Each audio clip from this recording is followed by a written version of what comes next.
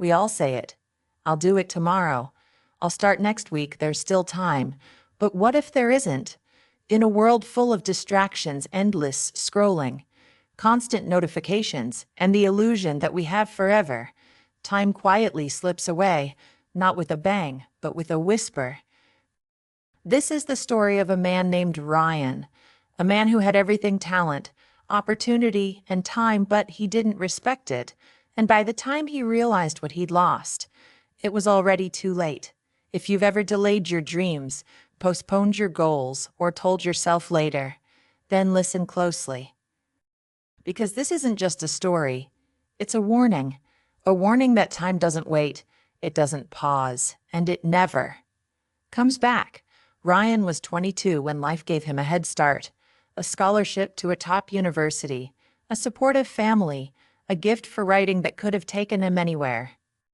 But Ryan had one weakness: he believed there would always be more time. He skipped classes, missed deadlines, turned in brilliance, late, and every time someone warned him, he'd laugh and say, "Relax, I've got this. I work best under pressure," but pressure doesn't wait forever. At first, the consequences were small. A missed quiz here, a late submission there, professors warned him, friends reminded him, but Ryan always shrugged it off. Deadlines are just suggestions, he'd joke. I'll catch up later, but later never came. By his second year, the cracks began to show. His grades slipped. Internship offers stopped coming. His scholarship, once a golden ticket, was now hanging by a thread. Still, Ryan didn't change. He told himself he worked best under pressure, that he just needed one good streak to bounce back. But pressure doesn't wait, and neither does life.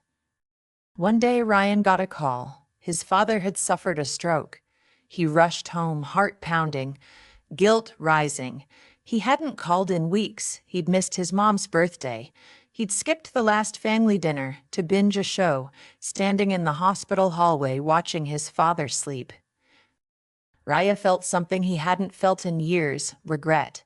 Not just for the missed calls, but for the time he'd thrown away. Like it was nothing. Time he thought he'd always have. He looked at his father's hand, once strong, now trembling, and for the first time, Raya realized time isn't promised.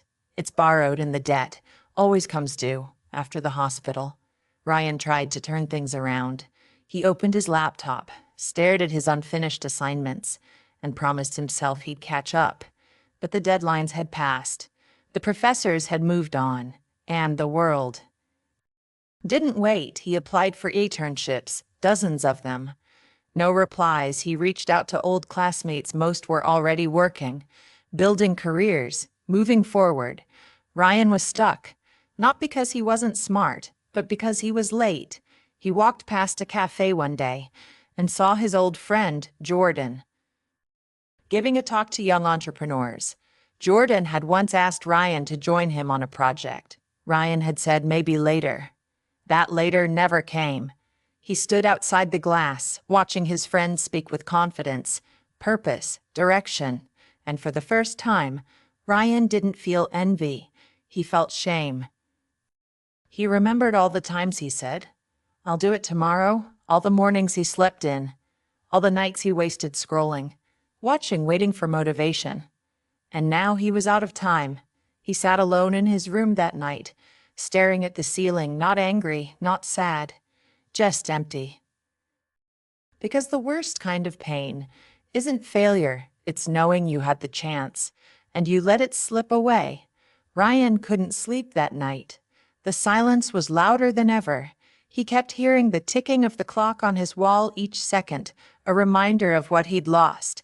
But somewhere between the guilt and the grief, something shifted. He realized he couldn't go back, but he could still go forward. He opened his laptop not to scroll, but to start. He wrote down everything he'd been putting off: the book idea he abandoned, the online course he never finished, the apology he owed his parents, and then he began. It wasn't dramatic, no fireworks, just a quiet decision to stop wasting time, to stop waiting for the perfect moment, and to start now. He woke up early the next morning, not because he had to, but because he wanted to.